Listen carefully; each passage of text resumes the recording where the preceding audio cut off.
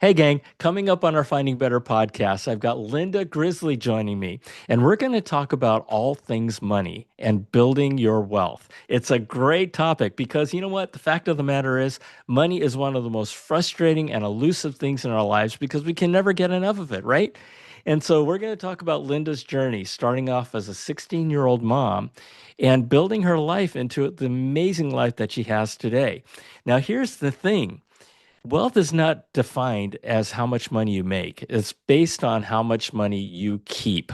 So if you're making $60,000 a year, but you're spending $60,001 a year, you're broke. If you're making $1 million a year and you're spending $1,001 a year, you're not rich.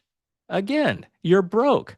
We're going to have a great time. She breaks down the concepts of building wealth. Very simple. You're going to love it. Here we go.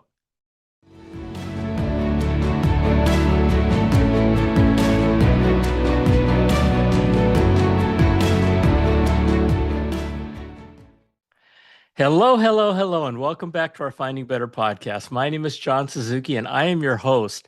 And this is where we share real life experiences of people who have been there and done that. Because, sometimes the best path to success and path to life is to follow in the footsteps of others who have been there and done that. Today, I have Linda Grizely with me. Linda, welcome to Finding Better. Thanks, John. I'm really glad to be here and I'm very much looking forward to this conversation. Yeah, we'll see about that. so so let me just and we're gonna folks we're gonna talk about finding better. All right, but let me give you Linda's background. Linda became a mom when she was 16 years old. She dropped out of high school and spent decades what she calls performing the roles that she thought she was supposed to play. Right? Sound familiar? Wife, mother, overachiever, fixer upper of everything. And she says that after her divorce when she was 45, she realized that she didn't actually know who she was. Does that sound familiar, folks? Right? She only knew what she'd been performing. And since then, she's rebuilt, not towards that perfection she was pursuing, but toward truth. And she's walked away from the title. She's walked away from the six-figure jobs. She said no to the grind, right? And created work that feels aligned with who she really is. That is a quite a journey that we want to learn from you, Linda. And in this conversation, we're going to talk about what better has actually looked like for Linda. This podcast is called Finding Better. And it's not about linear growth or external accolades. It's not what other people think and what other people expect, but slow, honest becoming. I love that.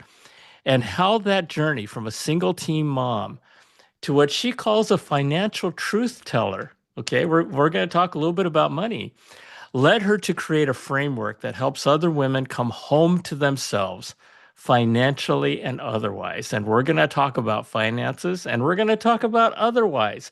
Linda, uh, I have looked forward to this conversation for a while. Thank you for joining me. Yeah, you're welcome. There's a lot to unpack here, John, and Yeah. we can take this conversation whichever direction you want to, because there's a lot of different ways that we could go. Um, Yeah, if I'm there's going to start with you. Follow your heart. Yeah, I'd say if there's anything that I want to say just based on that introduction is that you're finding better. There's no end point, right? It's Yes. always just Yes. finding, it's always evolving, and you're always learning and finding more. And that doesn't mean that you're not satisfied or that you're not happy. It just means that you're ever evolving, and there's always something that can be better, or can you can understand more to help things be better. So just because I'm on here saying I found better doesn't mean that I'm not still finding better. Oh, every day. Absolutely. The podcast is not called Finding Best. And it's not called Finding the Answer and You're Done. It's finding better. And today is going to be better and tomorrow is going to be better still. And so yeah, you're absolutely right. It never ends, right? Which is the beauty of it. Yeah, exactly. Yeah. Now you started off pretty tough. life was pretty tough at a mom at 16, right? Yeah. And you made your way. So tell us a little bit about that journey. And especially I want to get to the part of the slow, honest becoming, right? Because things don't happen overnight. I mean, great They things do that not. They you do know, not happen and overnight. and that's why I love that. I love the slow, honest becoming. Yeah. So, yeah, let's go. All right. Well, I don't know where you want to start. Like I said, there's a lot to unpack here, but Yep. I want to say this. If we start back at being a teen mom. So, a lot of things that I did, I just figured out as I went, and I didn't really have any mentors. So it was all, I feel like a lot of my life was just figuring things out on my own. You bet. And there's not a lot, back then. There wasn't, the internet and all these, Google search or chat GPT, none of that was around. We were talking, you go to the library and check out an encyclopedia that can tell you this much on something. The world that we that I grew up in was very different. So figuring things out, like, by trial and error and not Hmm. having those mentors. It's like you said, I think it was in our pre-chat prior to recording, but you said, finding better is about bringing things to people so that they have stories about people who've been there and done it. And it's kind of like offering a mentorship through your podcast to say like, hey, here's someone Yes. who did this. Well, I didn't have any of that. So Right. I think that's the first thing that I want to say is a lot of my life I spent just figuring things out on my own, trial and error.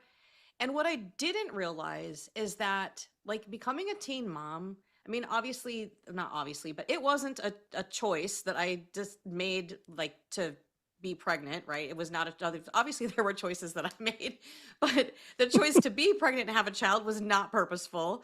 Right. And, but the bold moves, right? Just to say, like, hey, this is where I'm at and this is where I'm going, and just lean in full on into it, right? Like, this is what I've got and this is where I'm going, and making the best of it. And I think that's part of becoming, and that's just taking what you've got and figuring it out and moving forward. And Yeah. I mean, I've done so much of that in my life.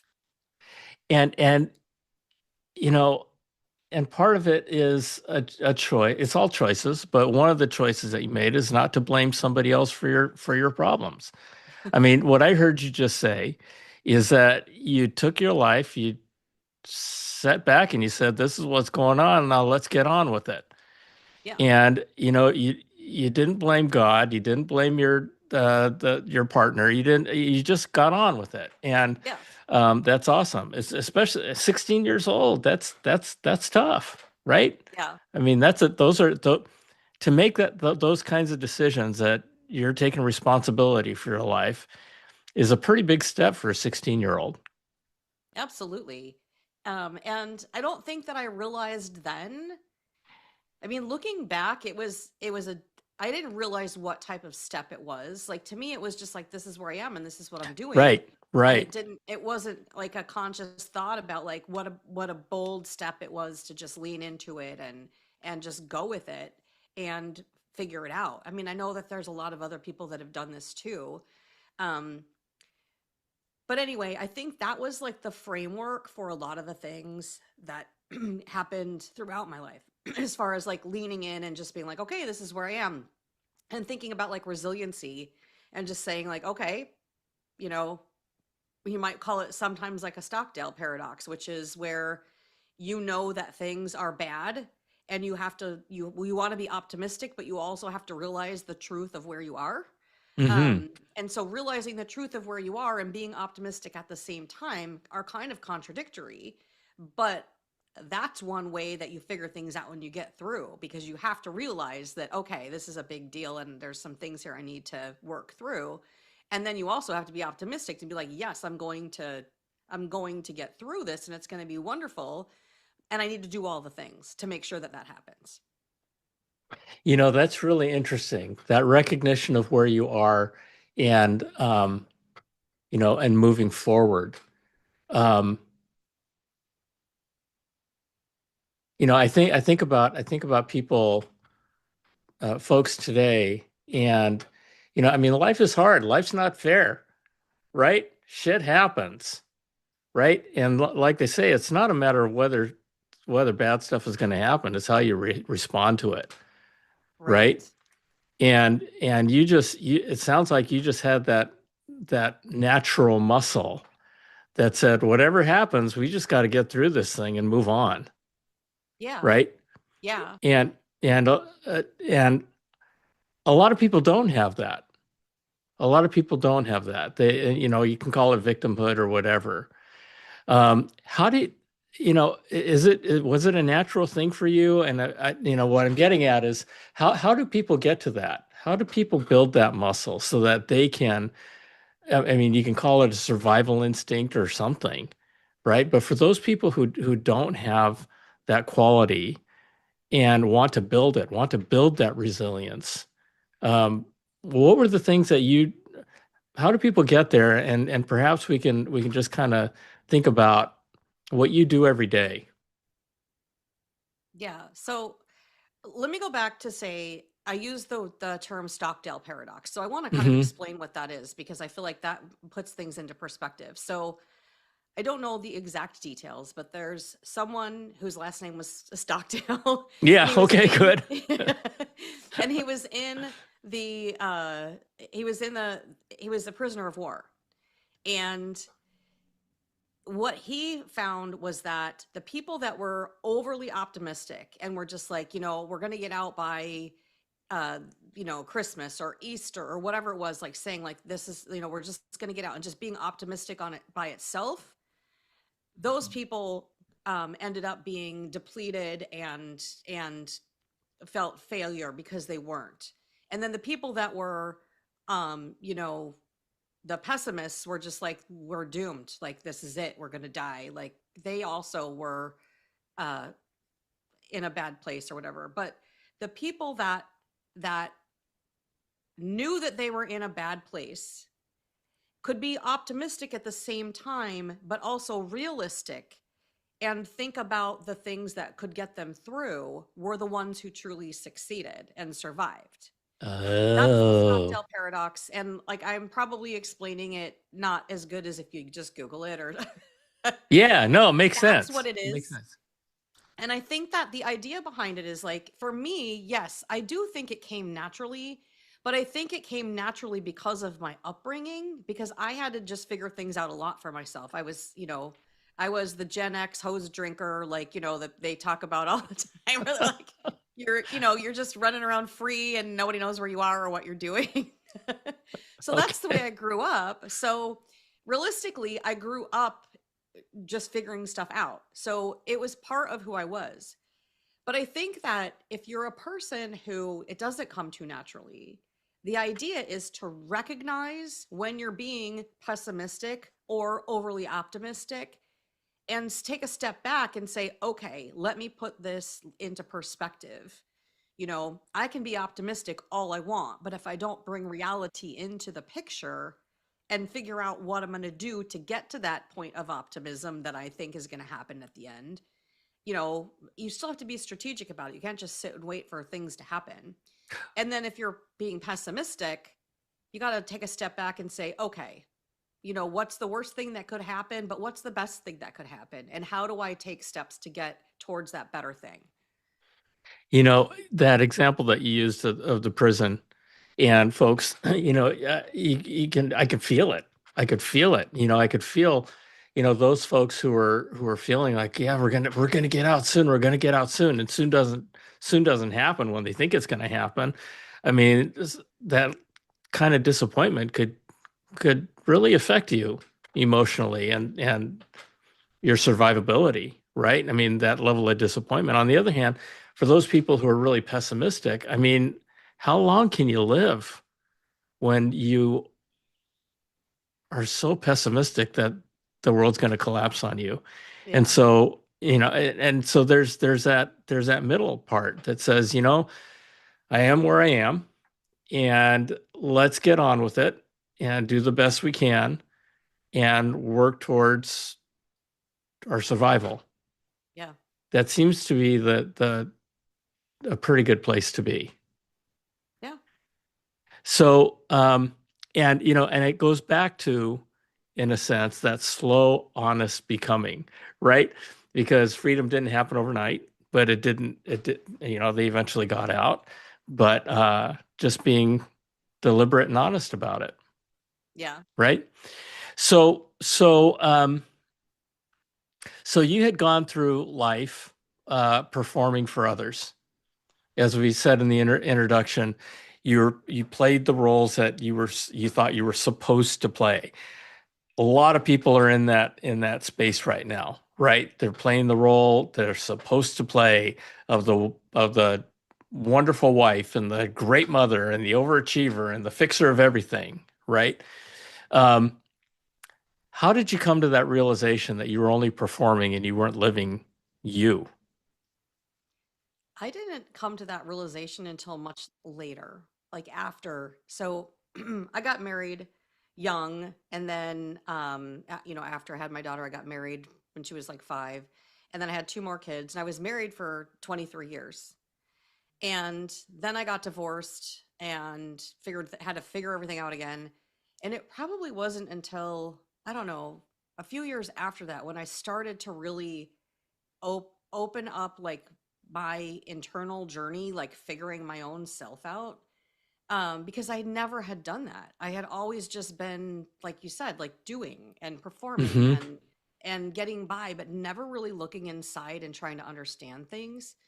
Um, so it wasn't until a little while later, but the idea behind it was that what I figured out is that when you're doing all of those things, when you're being the mom and the wife and the employee and whatever it is, all the daughter, all the things that you're doing, whoever you are, you're doing all those things, and you get to be, for me, I got to be someone who is really good at holding everything together and really good at making everything look great, but I had no idea who I was. I didn't know who I was. Mm-hmm.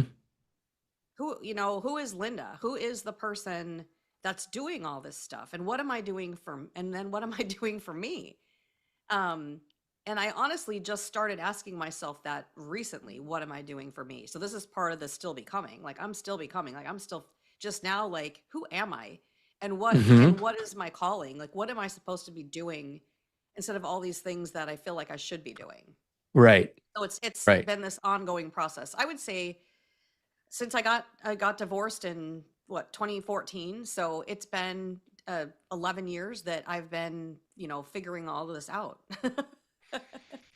And how have things been? Okay, so what there was a moment, or maybe there wasn't, but there's a moment when you came to that realization that you don't know who you are, Yeah, right? How did that, how did, and the reason why I ask this is because, a lot of us, I mean, I think most of us, right? Life goes on, you get out of school, you get your first job, you start your family, many people in different orders, but life becomes a rat race. It becomes a rat race. It becomes a constant grind, right? yeah, Of life and surviving and working hard and not getting fired and making a living and taking care of your family and all those different kinds of things to the extent that you don't have time to think about yourself, right. right? And yet there comes a point in time, and this is part of the mentoring young people that you can learn from. Yes, Learn this now and don't wait listen. 20 years, right? Listen to this If because anything, just keep the yeah, voice in your head. If you're not ready to listen now, keep the voice in your head for later. right, right, right. And so you were it was after your divorce that you realized that you were only performing. And so what did you do? So, well, here's the thing. It didn't happen right then. It happened actually very recently when I realized that Okay. I was, cause, okay, there's so much here, John. Okay. So shortly after the divorce is when I'm going to try to make this story short. I took this job that I thought was my dream job. Want me to keep talking? Yeah, please keep This job. talking. I I took gotta this plug job. my computer in. Sorry. Okay. Go ahead. Took this job that I thought was my dream job. right? Because I got divorced and I was like, okay, I need to get a real job now. I took this job. I thought it was going to be my dream job. And it was, I loved the job, but there was some tension in there because it was this small community and people were turned against each other. And I was like in the middle of it. And so I was going to work with a pit in my stomach every day, but I loved the job itself. It was just the people that were causing a problem. And anyway, I also wasn't making enough money to survive. Like newly divorced, trying to pay for everything to keep my kids in the Hmm. school they wanted in and to live in that area and all that stuff. Like it was not enough. I was going backwards. So I quit my job and I took out a home equity loan and cashed in a small retirement fund and went back to school to get a degree. Trying to make the story short because I want to get to where I'm going. Anyway, so then I got my degree and then I ended up in it with a getting into financial services and being a financial advisor, and I was loving that, loving planning, loving working with people and helping people with their money. Everything was fantastic. Um I left a corporate job because I needed to take care of my dad who is elderly and ill, and didn't I didn't couldn't I didn't have a flexible schedule there. So I left there and started my own financial planning company. When my dad was ready to go back into, or not back, but into long-term care, right at that same time when he said he was ready, I had a call from a headhunter, a recruiter that was looking for somebody specific for a job. So I ended up taking that job and it was the fantastic opportunity. And again, I ended up in a situation where I loved the job itself, but it was the internal stuff that was going on that Mm. was keeping me from being happy there. So I left without a plan. I just walked away and had no idea what I was doing. It took me a month to recover, just to like get over it, and then another month to apply for jobs and go to interviews just to have a pit in my stomach for every interview because I knew that I never wanted to work for somebody else again. And I'm saying this out loud and on record. So if I ever make that choice to go back, someone can be like, "Hey, remember when you said this?" Yeah. We'll remind you. Someone will remind you. Yeah. But Hey, Linda. because I mean I was interviewing for these jobs and I'm sitting there and I'm trying to say all the right things, but in my heart I'm just like I don't want this job. I don't want this. I don't want this at all. And so I was trying to figure out where I would fit into to start my own financial planning firm again, or where I could plug in somewhere else so that I didn't have to go through all that stuff of setting up my own company again. And just no, it was like square peg round hole no matter what I did. And finally, I just took some time and sat back and said, why is nothing working? And I realized that it was because it's not what I really wanted to do or who I wanted to be. So I don't want to be the financial planner who's working with high net worth people that have a bunch of money and I'm helping them with their money because they already have a bunch. I want to be the person who's helping all the versions of me, the teenage mom who was, balancing her checkbook and filing her tax returns before she was old enough to vote.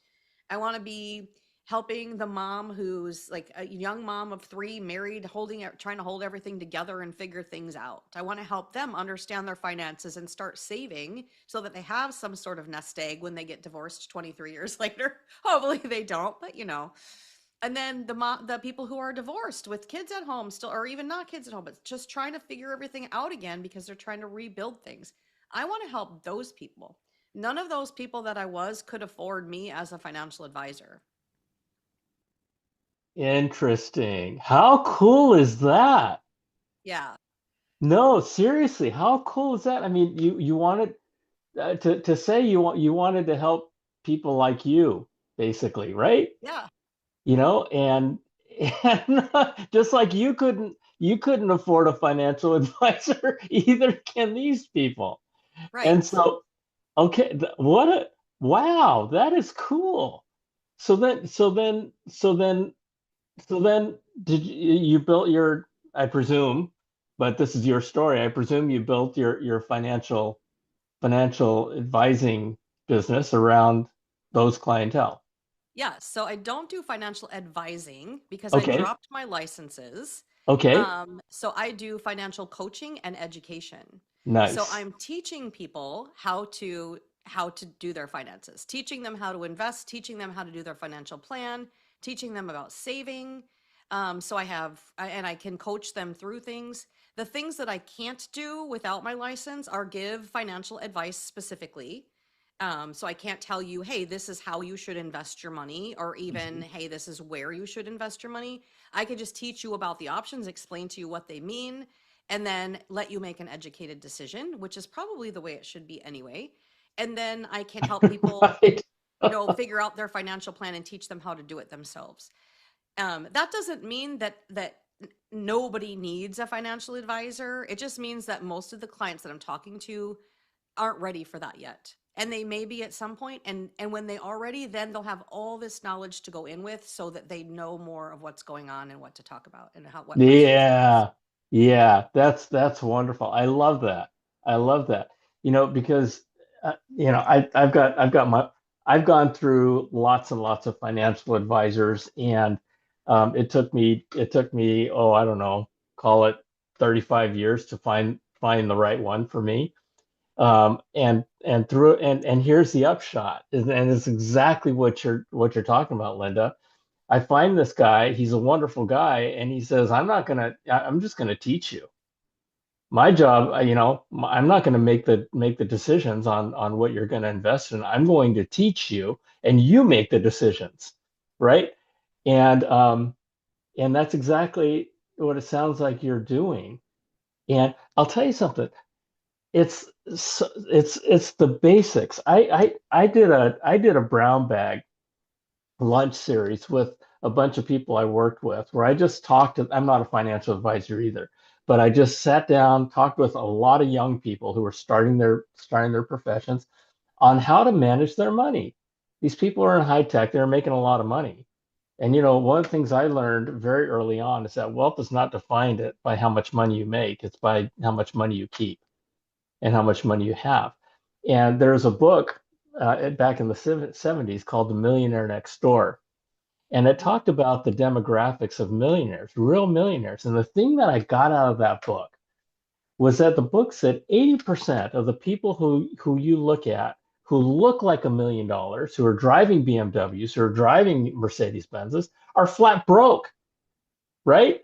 And he yep. says 80% of the people who are legitimate millionaires, you couldn't spot them in a lineup Yeah. because they buy their suits off the rack, they buy used cars. I mean, they don't look like $1 million.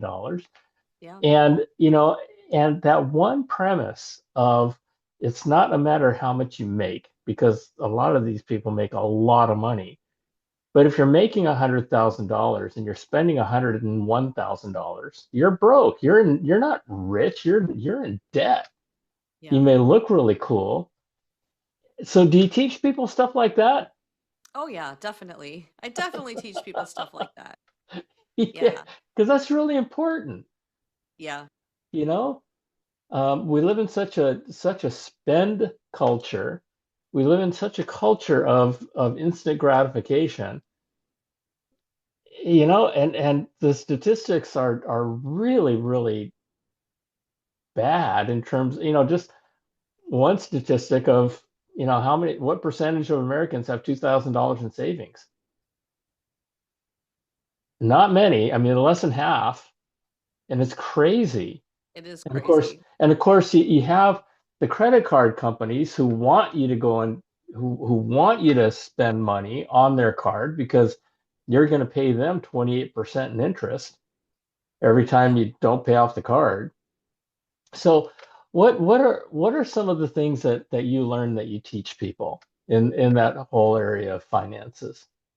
Oh, I teach a lot of things, but based on what you were just talking about, let me just give you a couple of little nuggets that people can take away with them. Hmm. So one is um the you talked about credit cards. Live within your means. Do not carry credit card debt. If you're using a credit card for points or whatever, fantastic. Just make sure you pay it off every month. If you've got Every credit month. every month, don't ever pay interest. It's ridiculous the interest on credit cards. If you already have debt on credit cards, look up the snowball or the avalanche method and get those things, get your debts paid off. Um, and I'm talking about like credit card debt, not mortgages or car loans, Right, things like that. right. That's a whole separate thing. Now, I want to talk about lifestyle creep because you're talking about young people who get these big salaries and they start off, the biggest thing that I see is they start off and they're like, okay, I make this much money. What can I afford? And they go right into the house or the apartment or whatever that is like what they can afford. And they don't think about saving. So they go right in and almost they overextend themselves or extend themselves just to the line from the very get-go because they don't think like, okay, I need to save for maybe buying a house someday or a wedding someday or even retirement. Start thinking about it now because compound interest, right? So lifestyle creep, you get this big job and then you automatically start spending it. That's your lifestyle has just creeped up right along with your income instead of you saying, okay, I got this much more or this much coming in and I'm going to take this chunk and set it aside for future me and I'm only going to spend this on now me. And then when you get a raise or a promotion, this is where people just it just starts going into their bank account and they just start spending it instead of saying, okay, I got a raise or a promotion, I'm going to raise my retirement contribution by 1 or 2% depending on what my raise was, right? Or I'm going to start pulling out, $50 a month and putting it into this other investment fund or even just a high yield savings account, but pulling, instead of just giving it all to yourself and just putting it right into your cash flow so that it's just that creep up of your lifestyle. You know, it's like take part of it, half of it, a piece of it, whatever it is, and set it aside. Don't let it all go to that lifestyle to creep up the lifestyle.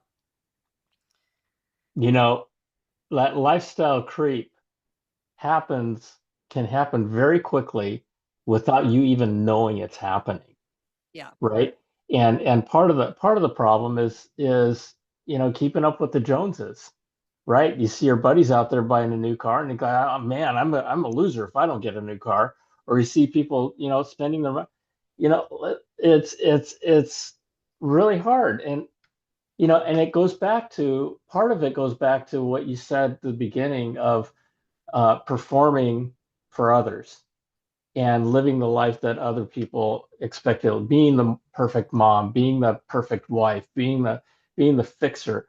And we live based on other people's expectations of us. Well, the same thing happens in finances, right?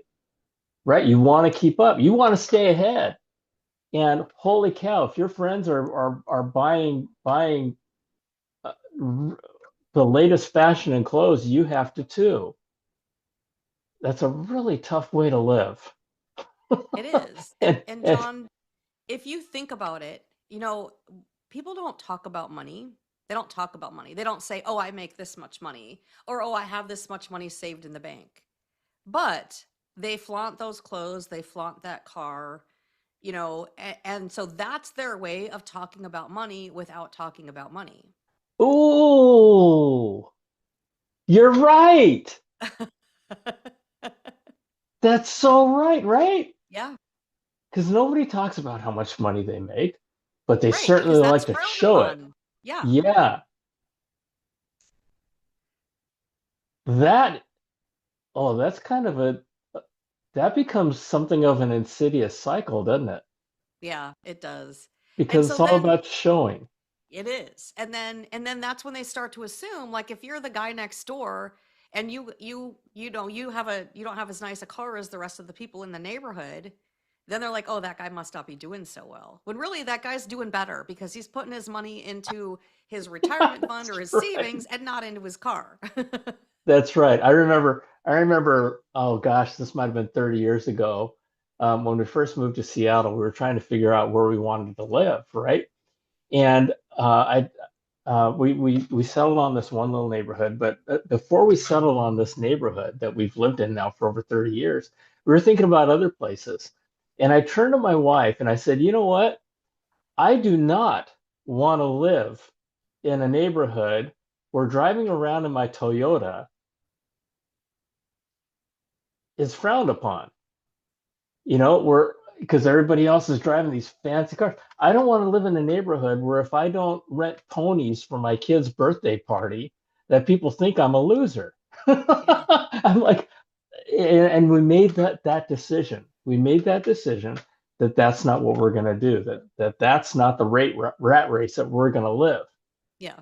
And and I feel like those are the kinds of decisions, scaling back and being mindful and thoughtful, given that you are going to compare yourself to people, being mindful of who you're going to compare yourself to, right?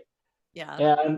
And who you're going to surround yourself with, because it is so hard. And what you just said, it just kind of blew my mind when you just said, basically, it's not a matter of telling people how much money you have, it's a matter of showing people how much money you have.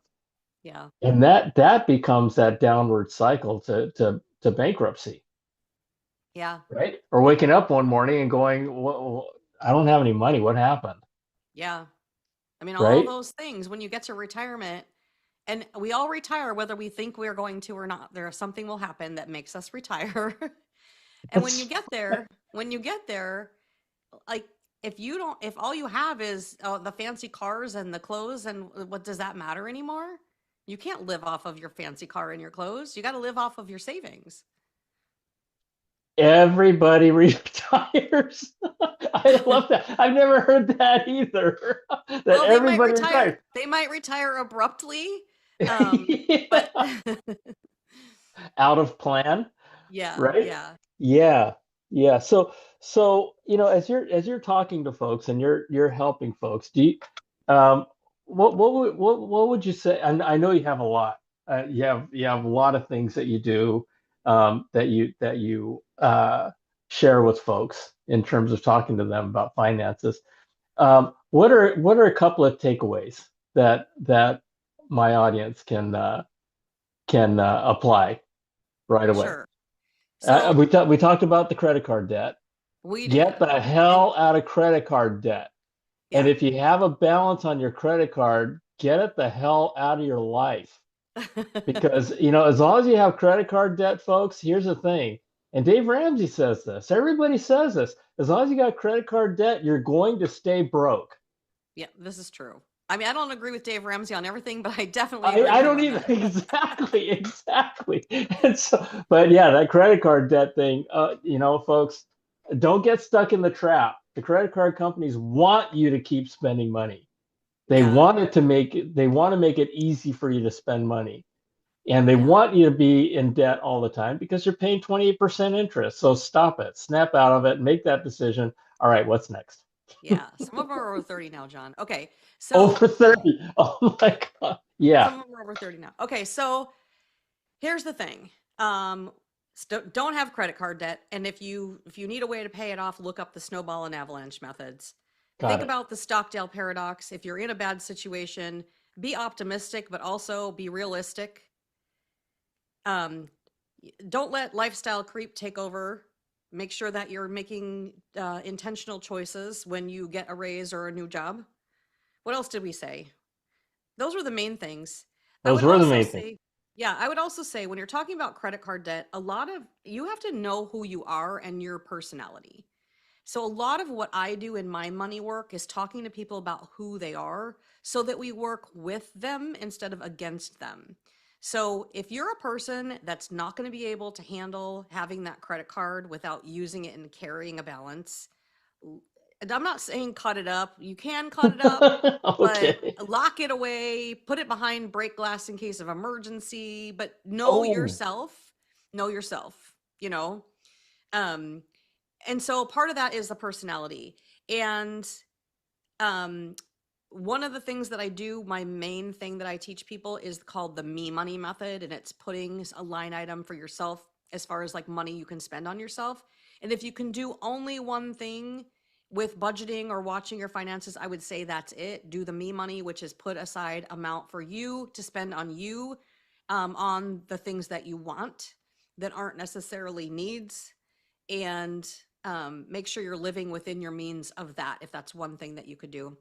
And I have a quiz that I know, John, you took, which is finding your money personality, and it will help you understand how MeMoney can work with your money personality instead of against Boy, okay, folks, you're going to want to rewind the last 2 minutes of what Linda just said, because I'll tell those things that she said, and I'm going to repeat them because they were so relevant that I wrote them down. Get out of credit card debt. Now, listen, folks, credit cards can be your friend if you use it right. Okay, I have three credit cards I use, but I pay it off every single month. Now, what does that mean? That means I'm not paying any interest, right? Because I'm paying it off every single month. But at the same time, what's really cool about it is that I get a written record. More importantly, my wife gets a written record of where I'm spending all my money, right? And that helps us with our budgeting and managing it. So I loved what you just said about don't necessarily cut up your credit cards, but understand who you are. And if you have to stick it behind a break glass in case of emergency, I love that, right? Because sometimes you're going to find yourself and you're going to need some short-term money, right? Break the glass, use the credit card, go ahead and make that emergency purchase, but pay it off as soon as you can. And then after you do that, put it back behind new glass. it. Exactly. Yeah. Right? And and so Seal the that credit baby card. up again. Yeah, the Stockdale paradox. Know where you are, know who you are. Don't be overly optimistic. Don't be just be reasonable. Be reasonable. Things don't happen overnight. Um, be aware of lifestyle creep. Happens to all of us. When you get a raise, folks, take half of it and make it a point to put half of it every single 2 weeks or every paycheck into your savings, into your emergency savings. Because so many people, they get that raise and boom, they go out and buy a car. Boom, they go out, they're spending that money. Lifestyle creep. Me money. I love the me money thing. Give yourself a little bit of a budget. You want to hear something crazy, Linda? Yeah. I talked about this brown bag that I had. About 2 years after I did this brown bag, one of the folks who were in this meeting came up to me and said, "John, one thing that I did was I realized from what you taught us how much money I'm spending every month, every year on lunch, right? The average lunch today is $15, right? That's $75 a week, a work week. That's $300 a month. That's $3,600 a year that you could, instead of going out and buying lunch, go to the grocery store, make yourself sandwiches for $3 and put the other $12 into savings." She came to me and said, "You know what, John? I did my lunch, I did my dinner, I did my entertainment. I understood, I learned, and I kept track of where I was spending money, and changed. I changed all that, and I invested that money." And she told me that over those 2 years, she saved over $200,000. Wow. Now, that's a lot, right? Not Yeah. everybody's going to do that. And she happened to hit, and I told her about putting her money away, put some of her money away in 401ks and that whole thing. So she invested her money, the money grew. It's amazing what happens, folks, when you pay attention and you understand what it can do for you, especially as Linda was talking earlier. Look up on Google or wherever the power of compounding. Oh yeah. It's going to blow your mind. And Yes. enough said about that. And the last thing is maybe and perhaps the most important thing, Linda, is living within your means. Don't spend more money than you have. And that goes back to some of the credit cards and the debt stuff and all that kind of stuff. Yeah. But it's so hard, you It is so know, hard. It it's is so hard. hard, especially when you're learning these concepts that Linda is teaching you, because you have to, you know, start slowly. Just start with lunch. Start with your Starbucks coffee, right? You know how much money some people spend on Starbucks coffee? It's crazy. I don't call it Starbucks coffee. I call Starbucks sugar. It's not a coffee company, it's a sugar company. So think of it that way and snap out of it. All right, Linda, this has been amazing. This has been amazing. I mean, this is definitely an episode that people are going to rewind and more importantly share, right? And you grew up in the school of hard knocks, and now you're taking all that experience and giving back and helping people through those same experiences. And I love you for that. That is amazing. That Oh, is thank you. amazing. Thank you. Yeah. I mean, who wouldn't love that, right? And so let me ask you this in closing, and I'm gonna have you close us out. When you made that shift in your mind that said, this is who I am, and I want to serve the people who I was, right? How did that impact your life and your spirit and what happened? Well, I feel like the main thing that happened was I had my sense of self.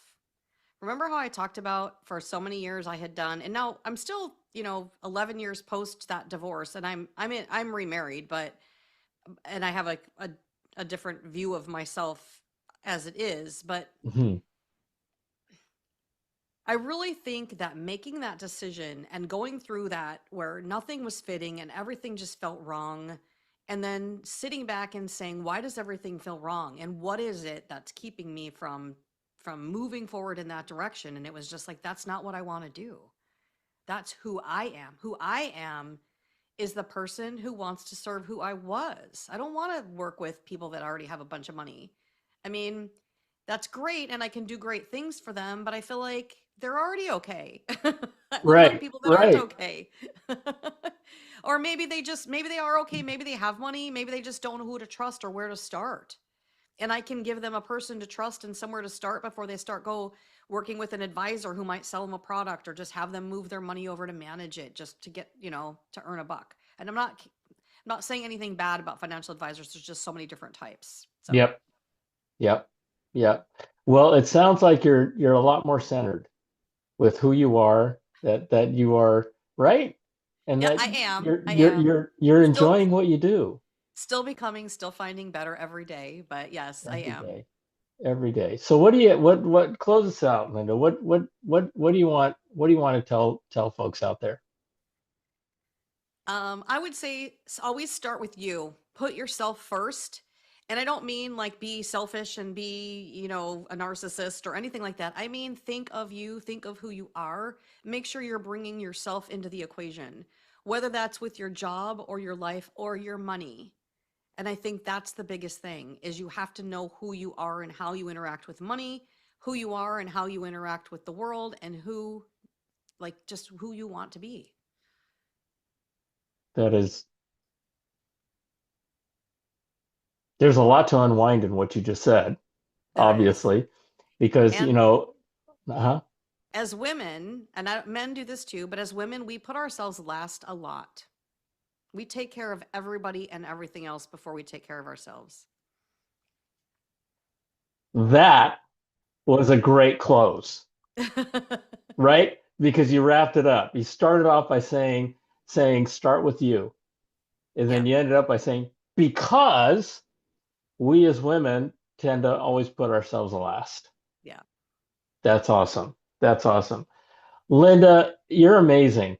I love that you are doing what you're doing as a result of the journey that you were on. And um and you're giving back and you're helping the people you want to help who need the help the most. And so with that, if people want to reach you, what's the best way or learn more about you? What's the best way for them to do that? My website is the best place to go. It has links to all my social media and my email, my phone number, all that stuff. So lindagriz.com, LINDAGRIZ.com. I left off the end part because nobody ever spells it right. So I figured why make it hard? Just make it easy. LindaGriz.com. Yes. Yes. I love it. I love it.